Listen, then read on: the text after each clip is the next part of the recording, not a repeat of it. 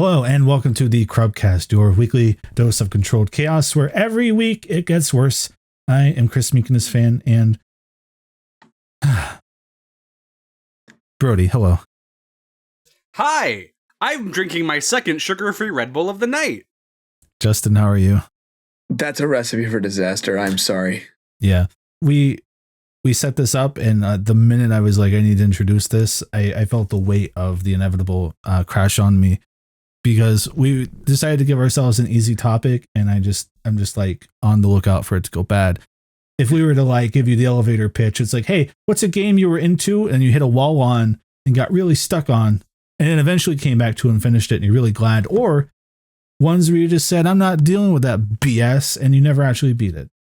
Right? I think we've all had games like that. I know for me, Persona 5 is one of those that I needed a break on. And by that, I mean Persona 5 Royal specifically, because that's like a 120-hour game in my experience. But Brody is shotgun blasting a sugar-free Red Bull, hashtag not sponsored. And I'm watching on screen his Mario go up the purple hell staircase in Mario 64, the backwards long jump. Yeah. Well, so, okay. Games that you hit walls, there's two that come to my mind immediately for me. And the thing is I've told the infamous Bean story before. I don't really feel like it needs to be told again. I actually don't know what you're talking about. Okay. Episode, all right. Like, all right. What episode should we point to where that happened? Maybe is the... You know what? I have no idea. For Justin's sake. Where is the infamous Bean story in the Crub lore? Because it's very infamous to the fact that I have no idea what you're talking about. The TLD, well, for Crub, infamous Bean story could mean Kevin's story instead, his Bean story. But my Bean story is literally for the game Infamous. So, short version is Justin... Yeah, I got the game, I think, for Christmas or whatever. I wanted to go play it, but I grabbed some Taco Bell to eat while playing it, and I made the mistake of, for the first time ever, trying their burrito with beans in it, the refried beans. I don't like Taco Bell refried beans, but I didn't know it until then, and I ate it, and it was so gross that the sensation of the Taco Bell refried beans would enter my brain anytime I thought to keep going and playing Infamous. So I just didn't play it for like 4 more months after that point, until I was finally like, let me play it, and then it became one of my favorite games. You know, Justin, when I said the weight of the inevitable was crushing on me, and you're like, oh, I don't remember this. That happened on a Us episode, I'm pretty sure. Yeah, I was gonna say, I think I talked about it with you two. That's what happens like, I don't when need to we get together. This. And you are able to forget. Some of us aren't able to, Justin. Listen, I'm like a goose. It just all comes off my feathers. Listen, I'm like a goose. All right. But the other example, the perhaps more appropriate example, maybe, is Fallout New Vegas. Okay. Where it was a similar thing of like, I played that, but instead of some external thing like Taco Bell beans, it was just I was playing the game, and I don't know, I hadn't played a whole lot of shooters then, and it's New Vegas, so it's not the most like mechanically robust shooter, and I just wasn't like, there was something like I was grinding my head against the mechanics, I think, for the first like few hours of that game in Good Springs or whatever, and I just couldn't really like super duper get into it. And then like many months later, I went back and just played it, kind of understanding, and I find myself, I do this with games, as I'll play them for a few hours, kind of go, not right now, and then I'll go back much later and play them, and because I kind of already know what I'm in for in my head at that point when I go to say I'm going to go play this game, I think I'm more in the mental space of being like, now I can accept whatever mechanics this game is throwing at me because I'm actively signing up for it, knowing what's happening. And because I was able to go in with that mentality with New Vegas, I was able to enjoy it a lot more. It's now one of my favorite games of all time. That makes sense. That does make a lot of sense, because like when you play a game in a genre that you don't even know what it's going to be, you're like, I don't know if I like what I'm signing up for, so I can't make that determination now until I play the game. And then maybe you do hit that wall 3-5 hours in. When I pitched this episode idea, there was one game that jumped out into my brain, and I don't know if you, Chris, have felt this way, because I know Brody has not played this game. DK Bananza. DK Bananza is a game where I got halfway through that game and I was like, what? I was like, I don't particularly give a crap about Void Kong, and I don't particularly care about what's happening in the story. And the gameplay is starting to grate on me. to a point where I'm just mashing, clapping the hands, mashing, digging through stuff, mashing every which other button.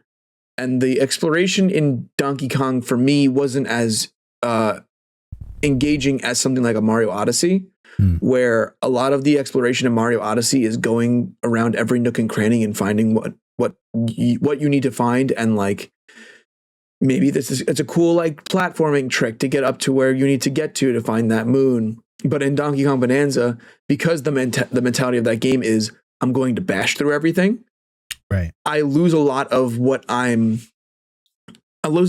that like wonder of exploration when you can just break down the wall and you're like, I'm just going to get there. And I guess stylistically it's cool because you are just a giant gorilla, so you kind of can just like gorilla through a lot of the problems. Yeah. But halfway through the game, I genuinely got to a point where I was like, I don't know if I want to keep playing this game. Like, this is not very fun to me right now. Like, I'm not enjoying this. I was going to ask because I think the game came out in like July or something. So I feel like it's been a long enough time, at least for people who have access to a Switch 2. What world was it where you kind of really consciously was like, I am experiencing this fatigue right now? I think it was like genuinely when you get to the trash world, like the halfway point of the game. Ah, okay. Where like you think you're getting to Void Kong and then you get like dumped into like the trash world. There is still a fair bit after that. Yeah. And on that point I was like, this isn't clicking for me, because I felt like I was like, if I kept burrowing in that world, I was like, am I missing something? Am I missing something that I should be going to see? How do I get back up? Oh God, I can't get back up. This is like, and it's giving me that like, like everything that was like everything that I didn't 100% click with in Donkey Kong Bonanza was exacerbated by that moment in that level where I was like, oh God, if I keep digging, I'm not going to be able to go back up. Understandable. Yeah, I had a similar experience with that world specifically, where I was like, this is a cool tone change, and I think I like what they're going for, but I am not in the place to appreciate this, and I kind of just want to get this going, you know? So I'm digging past stuff, and that like collectathon brain is like, oh man, but what if that? Yeah, we talked about it with, and by we, I mean me, Kevin, and a friend of the show, Wayne's boss. We did a spoiler cast for Bonanza back then. And I think we all walked away pretty positive. I think Kevin and I were like, it's like a good 7 out of 8, you know, pretty good game, right? 7 out of 8, not bad. Yeah, like a 7 out of 8, 7 or an 8 out of 10, you know. But it is a game where it does feel like it's about to end, and then it keeps going, and then it goes on for like a few hours after that point. And I think while in some respects I like that, in some respects I also don't know if it would have hurt anything if they were like, hey, this is the end of the game, and now there are bonus worlds, and we just chuck them all here, have some more places to go to. But as far as the momentum of like going through Bonanza as like a first playthrough experience, it's a long one. Like if I could equate it to film, it makes me think of like an Edgar Wright movie, where there's always that point where you're like, oh man, this is about to end. And then there's like another 25 minutes after where you're like, this is still really good, but I feel like I was about ready to leave the theater, and there's still like another half hour, right? You know, because like for me, honestly, like the prompt where I was like, hey, do you have a game where you hit that wall, got past it, and like appreciated it for it? Right. And for me, Bonanza is like a perfect example of that game because I love the ending. Like once they have the big twist in the game and they show off all this really, really cool stuff, I'm like, whoa, this is awesome. I wish that this was earlier in the game so I could appreciate more of this game. Right. Because you're just kind of exhausted at that point, depending on how you've been playing the game, right? Yeah. And you do get to that point of like, I just need this to be over with. Like I need to move on with my life kind of sometimes. And then the real final boss of that game has like 3 different phase changes, and I'm like, dude, just give it up. Like, we don't need 17 different form changes. I beat you. It's fine. Yeah, for sure. Brody, you don't have a Switch 2.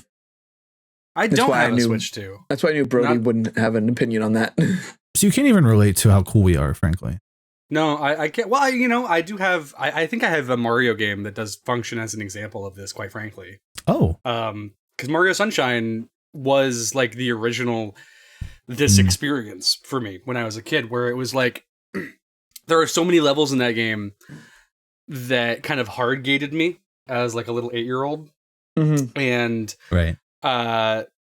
so much of that game is, you have to get to episode 7 in each world to progress to the end of the game, and like there was generally at least one level on that track in just about every world, which kind of like gave me a hard enough time where as a kid it was okay, I'm coming back to this later, much later, potentially play other games and come back to this years later.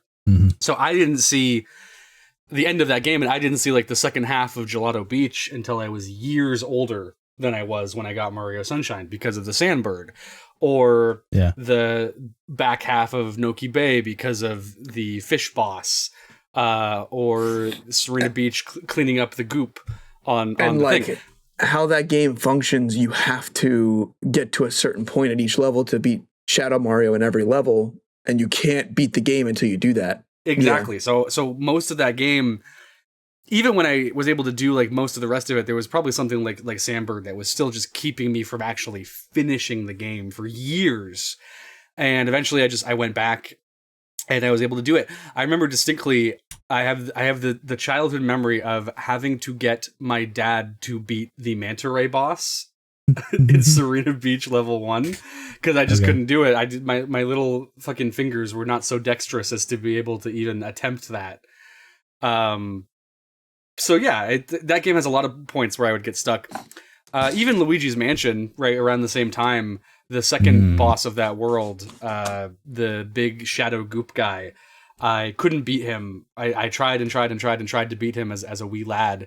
And then I think like something like 3 months later, I came back to that game on a whim and beat him first try. And it's cool. That stuff's always fun where you come back after a while and you just like beat that thing that was giving you so much trouble like immediately. It's like your brain had time to process it in the back.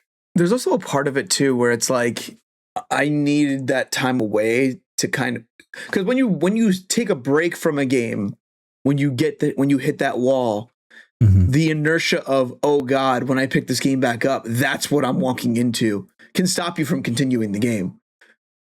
Yeah. Like a lot of the games where that I hit that wall in are JRPGs, and the reason why I don't start them back up again is because I have that inertia of like, oh God, I left like 50 hours in that game. You have to remember the story of what was going on, which can be a little more involved in the JRPG. You also have to remember the systems and the items you're equipping and what actual party items do, right? There's a lot of friction to come back into a JRPG for sure. Yeah. And then you end up with that issue of like, do I just start the game over again? But that's an 80-hour commitment compared to the 50-hour commitment. And like, you're like, but I don't remember it enough. And there's something in the way that's like, if I started this back up now, I wouldn't have the full experience. And I'm just like, dude, at a certain point, you just need to, if you really, really want to finish the game, you just need to play it. Or just accept that you won't. This is the key to like why I have the meme of like, I don't finish Souls games, is because pretty consistently I would find myself getting to like that super hard secret final boss in all of these games, hitting a wall, and then something taking up my time for 2 weeks, whether that's school or work or whatever it is. I come back 2 weeks later and I'm like, oh, my muscle memory is gone. I don't know how to play this already hard video game anymore. Like, I feel like I would have to restart the game in order to like get some of that back, and I don't feel like restarting the game this far in. So I remember the first time it ever happened was the final boss of Bloodborne, and I got caught up with school stuff that took me away for 2 weeks, and when I came back I was just like terrible at the game. So I waited until the DLC dropped, the Old Blood or Old God, whatever that was called, and I played all of that DLC up to the even harder final boss of that DLC, and the exact same thing happened to me, where I hit that wall, I got my muscle memory back, hit the wall, and then it all went away again. And that has happened to me with just about every Souls game except for like a couple of them that I have actually beaten, just because I saw it through. And the only time that it's like been like actively left me like kind of sad about it, because I usually leave these games off. I'm right at the end where I'm like, you know what? I can go back into that world anytime I want. It's still there for me, and that's its own nice feeling of like having the world still be there for me. Mm-hmm. And even though there's only like one last thing to do, but with Sekiro specifically, I hit that wall about 2/3 into that game instead of the final boss.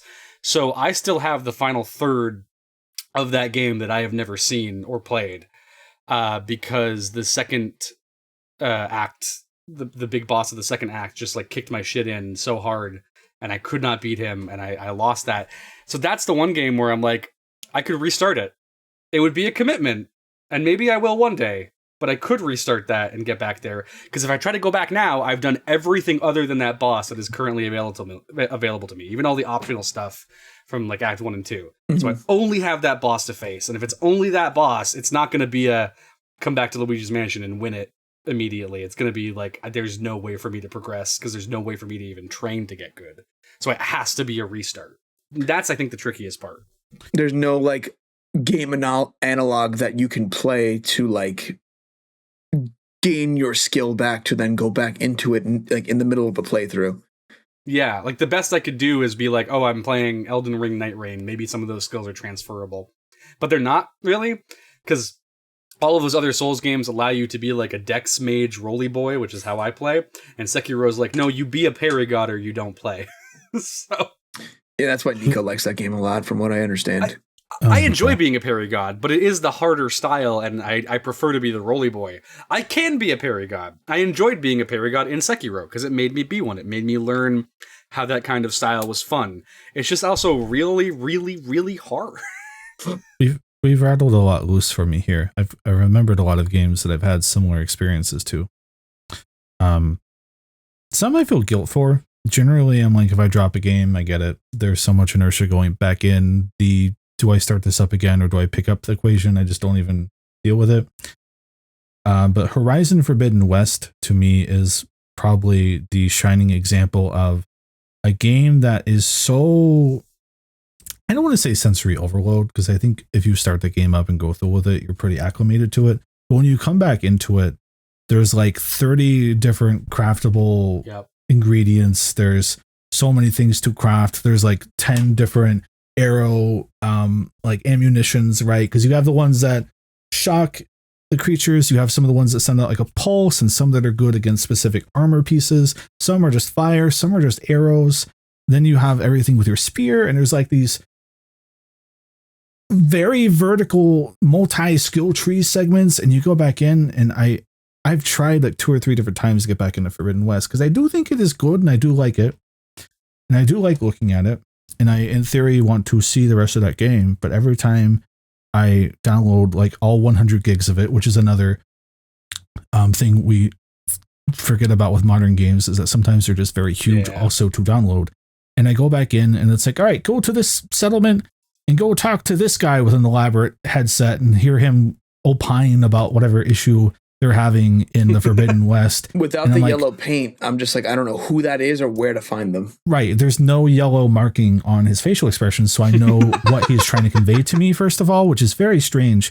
But it's like, there is a conflict here, and I think I remember what's going on broadly, but boy, it's just like, I don't know. It's like dropping me on planet Earth day one, and I technically know English, but I've never heard any word before. And I'm sitting there like, what? Okay. No, I had that exact same experience. Yeah. Yeah, no, I have that exact same experience with Forbidden West. Like verbatim down to like everything you've said. Mm-hmm. I have tried to get into that game multiple times. I loved the first game. Like I completely fell in love with that game. Platinum did. It was like a nice, easy breezy plat, like Sony plat style game. Mm-hmm. And then this game is just so massive. Every time I go back to it and I'm like, what was I do? I don't even think I'm done like the tutorial, or like I'm just past the tutorial area or something. Like it's, right. And then I look at the map and it's like 20 times the size of this already gigantic space. And I'm just like, this is cool. I like this game. I should be okay with just having more of the game that I like. But for some reason, this is just not hitting in the way that the first one did. And every time I come back, it's like, oh, right, there's this human camp that I left off not doing. And it's like, great, I love the half-baked stealth of these games. Let me play more of that immediately coming back into this, and not the cool robot parts. Like, yeah, that like, not the brightest spot in that game either, for sure, the human stuff. Yeah. The other side of it that got rattled loose though is being a kid and being bad at games, because I had a lot more of these as a kid. Like one that immediately came to mind, you were talking about Mario 60 or Sunshine with the fish boss, reminded me of Banjo-Tooie and its fish boss. And I'm going to speak Lord around. I was going to say I'm going to speak around the transcription here. Lord Wu Fok Fok, the big anglerfish underwater, was a hard skill check for me as a kid that I did not beat. So I peeked my head into Pterodactyl Land. But the end of that game just completely eluded me until it came out on the Xbox Live Arcade and I was an actual adult. And it still kind of sucked. It's like an underwater boss, which already is kind of a death knell in a N64 platformer, right? But I didn't know. I remember that guy gave me that guy legitimately terrified me as a kid. Underwater bosses in general that were like big scary fish, like that, and the one from Sunshine, like they scared the crap out of me as a kid because you're in the water and you can't move like the way that you want to and all of that. I do remember beating that boss as a kid, but I had a similar experience with Banjo-Tooie as well, where I would go to Pterodactyl Land and I'd do most of that. I think it was specifically. I think Grunty Industries is about where I would fall off every time, to the point where I had never seen Cloud Cuckoo Land until like a year ago or something when I like went in to like check it out. Right. I've still never beaten that game because I got to Cloud Cuckoo Land. I've replayed Tooie a bunch up to like the Grunty Industries point. And so I saw Cloud Cuckoo Land and I was like, oh, this is cool. It's that level that I never played that people talk about. It's like, oh, wow, I'm getting to experience with but you know what? It's kind of hashtag not my Banjo-Tooie. Kind of hashtag not my shit. I'm good with ending where I ended every time the past 12 times I've replayed this. That's an interesting specific experience because I know what you mean. There is something to coming back to that so much later in life where you're like, this has technically always been there, but it's not part of my formative childhood experience. So it now feels strange and I have no attachment to it and I don't care. That is a very specific thing and I get it. I have never played a playthrough. I've replayed Thousand Year Door so many times. I have never played past that one room in like the final, like when you're actually inside the Thousand Year Door at the very end of the game. There's like one little puzzle room where you have to like go in the right door or something, like based on the torches, and you'll keep you'll keep Scooby-Dooing yourself back and forth in the room until you solve the puzzle. I was never able to solve that puzzle as a kid, so now today, every time I replay that game, I just kind of get to that room and then stop playing. Even in the remake, I just kind of got there and stopped playing. Stopped playing is incredible work. Yeah. Like, I'll do the Pit of 100 Trials. You could just Google it. Yeah, but that's just like where the game ends for me. Like, I'll do Pit of 100 Trials if I'm feeling so inclined, but the game ends at that room in terms of the main story. The other one I had from being a dumb kid, there's a little game called Sonic Adventure 2. I don't know if you guys have heard of it. Banger. Crazy Gadget? No, I beat Crazy Gadget. I beat Team Dark and Team Good Guy. Team Hero? I don't care. Team Hero. So I unlocked Last Story.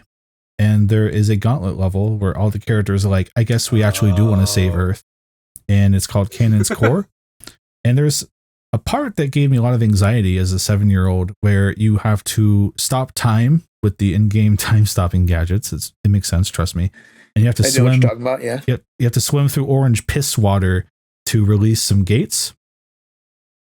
There is a power-up you can get that lets you breathe underwater forever. I did not know this existed. So I was dealing with being bad at video games, 7, anxiety. Maybe my parents were having loving conversations in the next room and definitely not getting along. A lot adding up for young child me. And I just never beat the game. And it wasn't until I was in like 5th grade that there's a kid I didn't trust because I lent him Smash 64 and he deleted my save file and said, quote, I don't know, all the characters just ran away on the title screen and I don't know where they went. So I didn't trust this kid entirely already, right? That's a phenomenal way of covering that up. He made it up like they just all like, all right, party's over, we're out of here, when he gave the cartridge back. And I was like, that doesn't make any sense. And I think he lied to me. He's like, no, they just That is left. such like a lying child way of explaining that too, though. I love that. Yeah. They just left. I don't know like, where I need an explanation. I have to give him something. Right. So he told me that Shadow also turns super and turns white. And I'd beaten Sonic Adventure, so I know that Sonic could turn yellow and go supersonic. But I felt that he was making this up, so I had to go find out for myself. So I finally went and beat Sonic Adventure 2 like 3 years later, and it turns out he was right, and Shadow does turn white. But this is like the Super Mario Snowfall thing I've talked about, but if that was real at the end. That was the last time we've had an episode like this. Yes, that was the last time it was the three of us as well. And kids just lied all the time, you know, so this was like the weird time where it's like, oh, he was right? It was that and like Pokemon Gen 1 glitches where it's like, oh, you can get a Mew if you do this very specific thing, you know, like the things people would always lie about, but then you do it and you're like, oh my God. You fight the guy on top of Cerulean City and then you teleport with your Abra and... Yeah. When people were like, oh, you have to leave your Smash Bros. Game on for 20 hours to get Mewtwo, and I'm like, that's bullshit. That's garbage. That's so stupid. Mm-hmm. Fucking smash cut to me doing it with surprise Pikachu face when he does show up. Yeah. Especially because that Smash 64, like I think I mentioned it on here before, but I had like an 18-page cheat code thing my dad printed out for me, right? One of them was Mewtwo. Classic. 16 and a half pages of those were bullshit, but you know, Mewtwo was in there. So when I was hearing that about Melee, I was like, no way. I've been here before, bro. I get it. Oh man. I could think of a couple more now. Mm-hmm. They started you guys unraveling. are talking about your younger things. One of the walls that I hit, which is a very, very funny one, but is one that sticks with me for a very, very long time, is Nier Automata. Okay. I really enjoyed that game. When I played it. I got a couple of the endings. I got most of the jokey ones where like they tell you, hey, if you eat this fish, you'll die. And then I was like, what if I ate the fish then? Yeah. And it was like, ending unlocked. And I'm like, really? I like the one where you just remove your power source. Yeah, you're like, I don't need this. Just take it out and you die. No, but I was enjoying that game. I was playing through it. I was really, really having a good time. And then the hard drive on the PS4 that I bought used from GameStop just corrupted. Oh, so I lost the entire save file. And I was like, I just don't want to play like 20 hours over again. I just don't want to do it right now. Had you beaten the main 2B playthrough at that point? No. Oh, so that would have been rough on you either way, though, because for a standard progression, you play the game as 2B. And then I think the next thing is an immediate, like, now you play as the boy one and basically go through the game again as him. You play through as 9S. And then from there, you can unlock more of the like main progression endings. So you would have been coming back in to do that again and then have to be the boy and do it again. And I think you probably would have given up anyway at that point. So it's probably good you didn't go back to it. No, there's going to be a point. Really deal with much of that. I see that game on sale on Steam for like $15, and one of these days I'm just gonna pull the trigger and get it for my Steam Deck, so that way I can play it on like the ride to work because I take the train to work. And I feel like that's the perfect way of like getting up to speed on it, and then I can also then carry the save over to my computer and then just like not deal with failing PS4 hard drive. But like that's one where I'm like, man. You ever have those times where you're playing a GameCube game and you don't turn it off because you don't have a memory card slotted in? And you're like, if I don't beat this in one like time my PlayStation is on, or my GameCube is on, rather, not my PlayStation. PlayStation 2 would actually be applicable too. Like I remember trying to do like Harvest Moon worlds. And Harvest Moon with no memory card is insane work. I'm not gonna lie. Harvest Moon with no's. That's awful. Yeah, no, I did it a couple times. Same thing with Animal Crossing. I would do it a couple times with Animal Crossing just so I can get new towns and new members and new villagers and get new fruits and stuff like that and see if I could find one. Yeah. I know it. I get what you mean though, it being demotivating when you just lose the save file. Because I had that with, I was in the middle of, I think, Gravity Rush 2 and Yakuza Kiwami 1 when my save corrupted. And then like, eventually, years later, I went back and played Kiwami, and I got back to where I was in like 3 hours. What originally took me like much longer, so it wasn't that bad. But I just the notion of it in my head of like, oh, I have to replay all of that just to get back to where I was and continue. It's that wall that just stops you. Like, Gravity Rush 2 is bad because that tutorial takes like 2 hours and you just don't have your powers. That's also I don't know why they started that game like that. That's also the thing that stopped me from continuing with Nier, was that I know that first segment is like an hour and a half long, and if you die, you have to start all the way back at the beginning. And I was like, I just don't have the mental capacity to do that right now. I just don't. I can't do it. I'll come back to it one day though. I was really enjoying that game. It's a cool One game. time as a wee lad, my brother saved over my Jak I save file. Nothing was lost. Not understanding what he did. But I did then, for posterity, go in and 100% the game again. Because I was like, well, I can't just have the file on here and not 100%ed. What if someone sees, you know? What if someone comes to my house, turns on my Jak I file, sees that I didn't 100% the game, and makes fun of me? Right. Yeah. Well, for the topic of this episode, I think, Chris, way back when you were playing Jak II, how many missions was I sitting there like watching you play going like, oh yeah, this one was like a hard gate for me. Oh, this one was a hard gate. Yeah, it took me like a few years to beat this one. It took me a few months to beat this one. Like it's every like other half mission. the missions in that game. Yeah. It's like, oh yeah, the second person mission from the tank. Yeah, that took me a while. Oh, the dock mission. Yeah, that took me a while. Did it at least tell you where to go and actually give you direction on how to play the game? Yeah, it does. Because you only have one path usually. Novel concept. I'm convinced that Jak 2 is better than Mario 64. I'm convinced that people who are glazing up that game are just exactly in your boat, where it's like, yeah, that's the game I had for 8 months when I was like 7. So, you know, I got past all the bullshit, and yeah, you know, it was tough and all the missions sucked and it wasn't any fun, but I had a good time with it, and it's a great game. I swear that's what's going on. Overcoming adversity and challenge is what video gaming is all about. It's about rising above oppression, and nothing tells that story better than Jak overcoming the Praxis Baron in Haven City. I'm gonna kill Praxis. You know, for all the times he says I'm gonna kill Praxis, the fact that he's not the one that kills Praxis in that game is pretty great. Bro, spoilers? It's a way of showing that you don't always achieve your goals, but you still find ambition anyway. The Jak II story. Really, a better version of those sequence of events than like the end of Last of Us 2. I would argue that Jak and Daxter should just be wiped off of like the face of the earth. Like nobody remembers that they even existed. Like we should just like delete them from the collective conscious. Well, that would make me lose a bunch of platinum trophies, Justin. So I don't agree with you, but I understand what you're saying. Okay, then maybe we keep just the ones that Chris has the platinum. Yeah, exactly. Yeah. Well, Chris is gonna get all 39 Jak Platinums at some point. I wish that number was like an exaggeration. It's close to that, right? It's like 20 something. There's like 20 something Jak Platinums. I've got 7 or 8 of them so far. We'll see where it ends up, bro.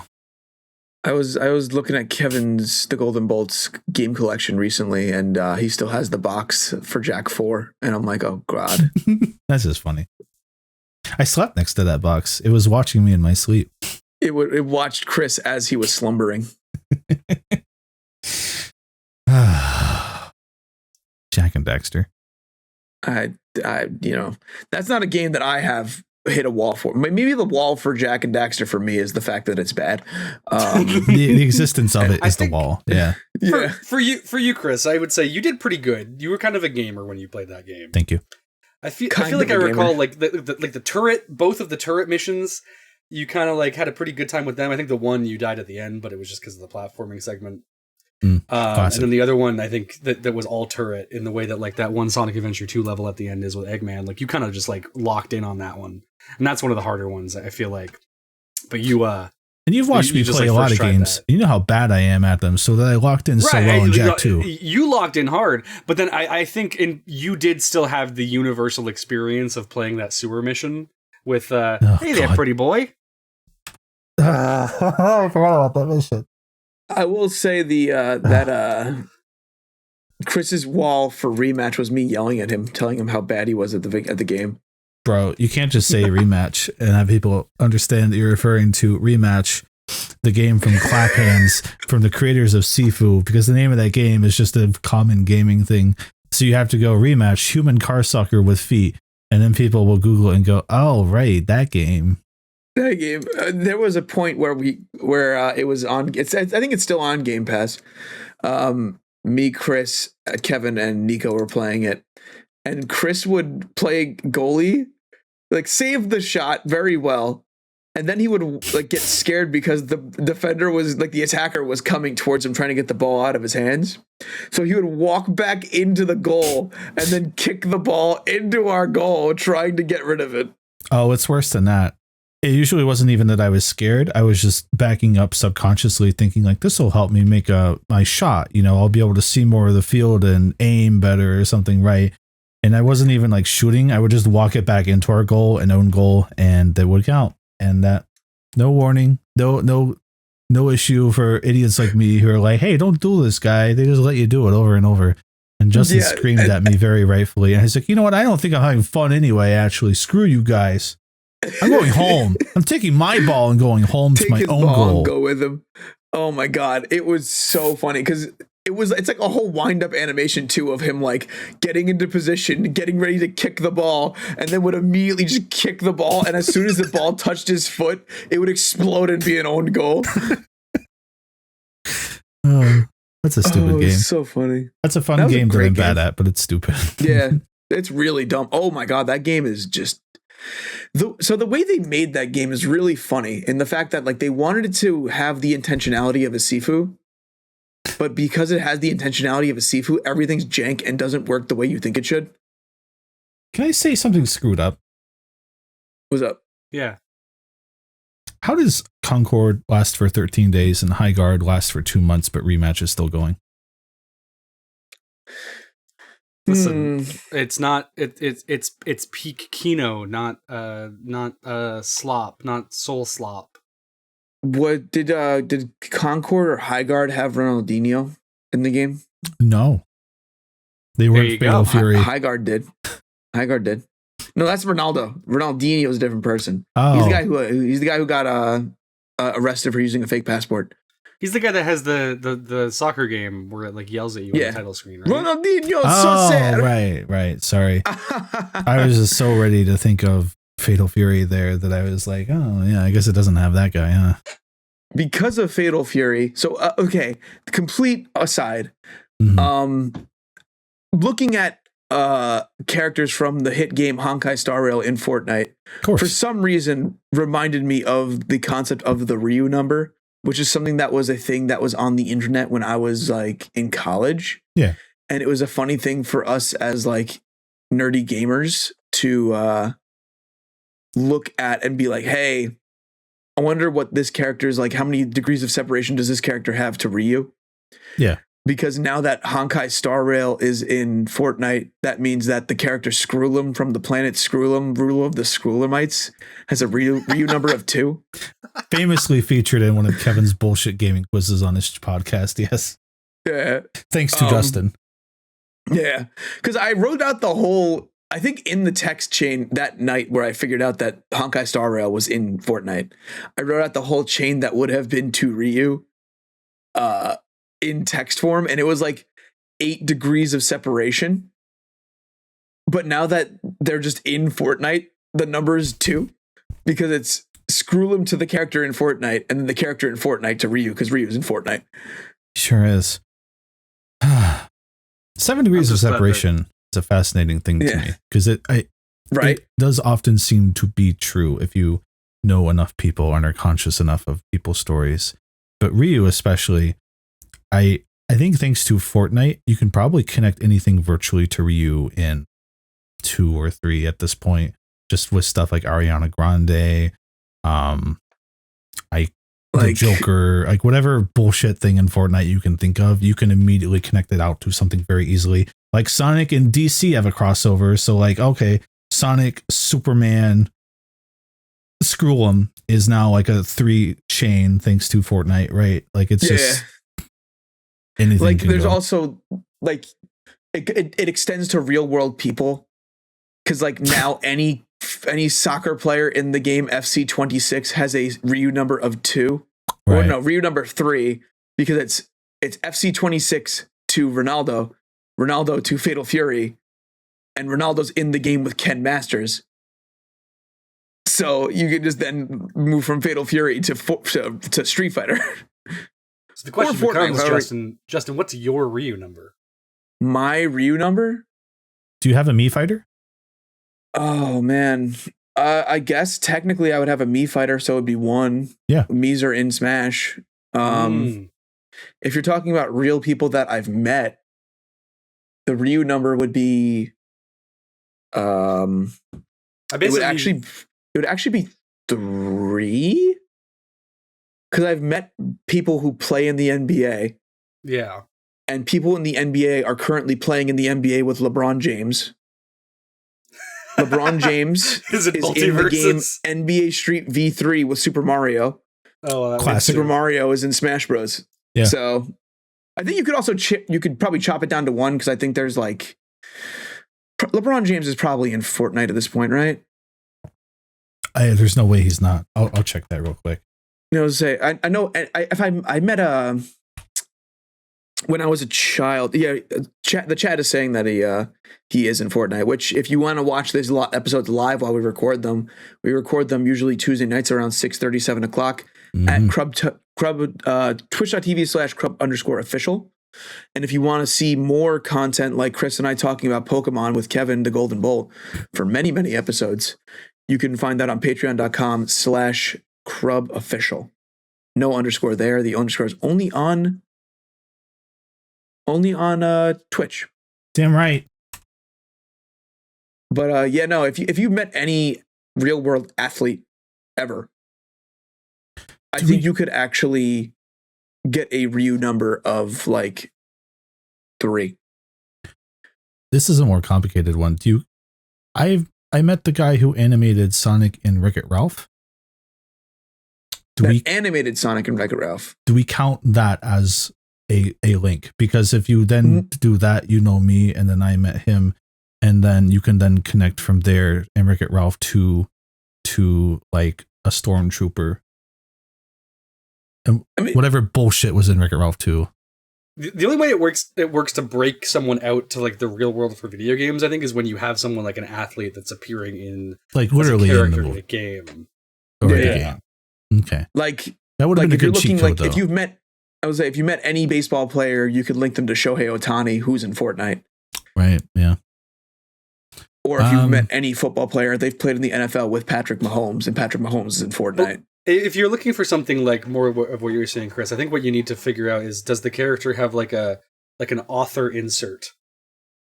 Right? Because some shows will do that. Some anime especially will have like, this character is meant to be the author, but it's actually just like a big gorilla or like a little cow drawing. Right. I was gonna say, if it was like the voice actor for Sonic, then you could do that, because that's technically Sonic, isn't it? I've met voice actors of Sonic, not that specific one. Well, I have, but that was more of a fan thing, not a.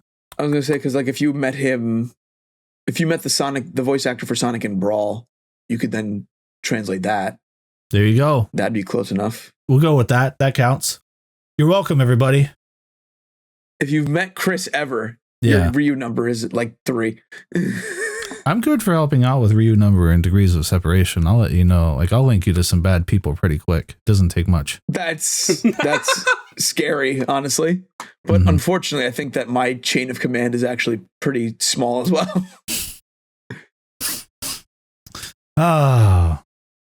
Curse you for bringing me closer to such horrible people, probably. You're welcome. You know, it's just what I do. I'm sure Moriarty can get you to a lot of people if you need him. So. Well, I mean, he knows me, so, you know, it just swoops back through. So exactly. Which member of Crub knows the most shitheads personally? Find out today. Patreon question of the week from RACROX. How many shitheads do you know? A lot. List them. I know myself, for one. I know JTart9, who thinks Mario 64 is a bad game. That's true. You know, the content of a man is judged by the company he keeps, or whatever someone said to Lex Luthor on season 1 of Smallville that I was watching earlier. Is that one of the quotes that happens when I'm evil and infamous, and then it hard cuts to black, and it's like, yo, some people are good and some people are bad? Probably. That's so funny. That game. We had our karma episode. I don't want to belabor that point, but it's just so funny. There will be like a guy hanging upside down from a street light, And Cole will be like, I could go help that guy. Or I could just run away. And like 5 minutes later, it's like Winston Churchill, the content of a man is not judged by his character. I'm like, what are we doing? I also like that that's a decision that anybody would make, to be like, I actively don't want to help that guy. I took 8 steps in the other direction. It was like evil action. Your evil karma has increased. It's like, I might have just been getting back to like line up the shot to get him free, right? Like, hold on. Very funny game. That game's, I've played Infamous 1 before. Yeah. Banger. That's a game that I don't think I hit a wall on it. I think I just got bored. But that is a game that I know how that game functions, and I think is just hilarious. Yeah, it's a funny game to me, for sure. Now, Justin, you were joking, but of course you do also know that our subscriber question of the week this week I pulled is from RACROX, fan of the show. Fan of the show, member of the Patreon. Yeah, he gave us at least $2 a month on patreon.com/crub, and or subscribe to us on Twitch, or was a YouTube member, which got him into our Discord, where he can go to the pinned section on subscriber updates and access our Google Sheet, where you can put in as many questions as you want, and we legally probably have to answer them at some point. And you can tell if we're using one submitted by me that we're probably in need of questions. Yes. Or the other ones were specific to members of the cast that are not here tonight. I'm really distracted because there's a gif of Kermit on a ceiling fan swinging around in a very poorly lit room in this chat. And what question did I put in here? Here's Mario. Oh, my cup's in the way. Yes. Worst video game buddy sidekick to have in your backpack, on your shoulder, etc. And I was like, you know what? By this point in the day, it's probably off the rails and I'll let Brody torment me more. But we had a normal episode, so this is just kind of a normal question now. So I posted that gif of Kermit hanging himself because Brody started talking about the Kevin Butler episode, and I was like, I'm not staying for the Kevin Butler episode. It's not happening. You have to be more specific, Justin. I think there's more than one at this point. There is, but the one that you were pitching was the one where I was like, no. The universal constant is, if I'm not stopped, I will turn any episode I'm in into the Kevin Butler episode. I will not stop talking about this PS3, man. Little Big Planet, Meatballs, Taco Bell. It's true. Taco Bell's come up. Taco Bell always finds a way to come up. It really does. And I think the scary thing is I had Taco Bell 2 times within the last 3 days. I had some last night. I don't think I've had Taco Bell since I told the world my shame. Have you guys had Taco Bell breakfast? No, we don't have that here. I had that for the first time yesterday, and I got a sausage crunch wrap, and it was really good. I've heard it's surprisingly okay. That sounds like it'd be good. It's actually like, for the quantity of food you get for the price, I'm like actually kind of surprised that they're able to get away with that. But characters, the psychic characters that would be annoying to have in my backpack. Daxter. I would take Kevin Butler Daxter? in my backpack to Taco Bell to get him a copy of Little Big Planet on PS3 at Taco Bell, and show him the hours of user created content. I would shovel refried bean paste into Kevin Butler's mouth like a baby bird. I would chew it for him, even though I hate it. And then it's spew also it into his mouth like a little baby bird. You don't need to chew that. He needs it though. He's been a little sensitive in the gums. Listen, you know. if I can't maternally bond with Kevin Butler, then what are we even doing here? I also so I'm just thinking like abstract right now. Of course. If you were to baby bird refried beans into someone's mouth, you'd just be making out with them. No. I would be I would be from like above, you know. And it's like, oh, can I get a drink of your water? And they go, yeah, waterfall it. I'm gonna waterfall it into Kevin Butler's mouth. Waterfalling refried beans has got to be one of the most disgusting things you've ever said on this podcast. Like all the energy just waited for the end, you know. Like here we are, we're back in this road. Chris was like, "Oh man, this episode it's going to be us 3, so it's going to go off the rails." Oh man, we had a regular episode. He's lamenting the fact that I'm not torturing him. Fine, I'll turn it on. You want it on? It's on. Fuck waterfalling Kevin Beans into Butler's mouth. Whatever the fuck. Beans into Butler's mouth. This is what's happening now. You've asked for this. You have said, "Oh, it didn't happen. It's happening now." I have Kevin Beans means at two porn. different things because that's Kevin Butler baby birding beans, and there's also Kevin eating refried beans. I have funny ideations I keep to myself sometimes, right? Like, what if we surprised Brody sometime and got Jerry Lambert on here? Wouldn't that be funny, right? The actor for Kevin Butler. And then something like this happens, and it's like, I don't think we can do that because someone would now clip this and send it to him and go, I'm so glad you were able to hang out with these guys. And he'd be like, spitting refried bean paste into my mouth. Now that's groovy. And it's like, Now that's groovy. No, I mean now you. No, here's the thing. I think if you did that, it was. now it's back around to being okay. And he'd be like, all right, these guys got a sense of humor. Yeah, I'll play ball. No, okay. You ever see that episode of Community where Pierce is like on his faking being on his deathbed, and so he decides to, for Troy, bequeath him a visit from LeVar Burton, his childhood hero, even though Troy had said he would only ever want a signed picture of LeVar Burton, because if he ever met him in real life, he wouldn't know what to do. He'd be too starstruck, so he spends the entire episode just staring at LeVar Burton and not saying a word. That is how I would be if you got Kevin Butler in this podcast. I would be like, I cannot, are you kidding me? I can't embarrass myself in front of this legend. Embarrass myself when there is now recorded audio of you saying I'm going to baby bird refried beans into his mouth from Taco Bell while we play Little Big Planet. He's not in the room right now. I don't have the fucking cojones to say to Jerry Lambert's face, yeah, I said publicly on record that I wanted fucking baby bird. Brody, stop saying that word. Refried beans into your mouth. I've been writing them down every time he's been doing it. Same thorn. By the way, can you please play Mizo in the fucking live action Jak X movie? Because you're a perfect fit, Mizo? sir. That's a soap. He's the guy with the blonde hair from Jak X, the announcer that turns out to be the bad guy. Who remembers that? Spoilers for Jak X, everybody. I'm just saying, he looks exactly like that. Jerry Lambert would be a perfect fit for a live action Mizo from Jak X. I'm gonna have to take your word for it because I'm not playing that game. Or he's called Blitz, GT Blitz, I think is his announcer name.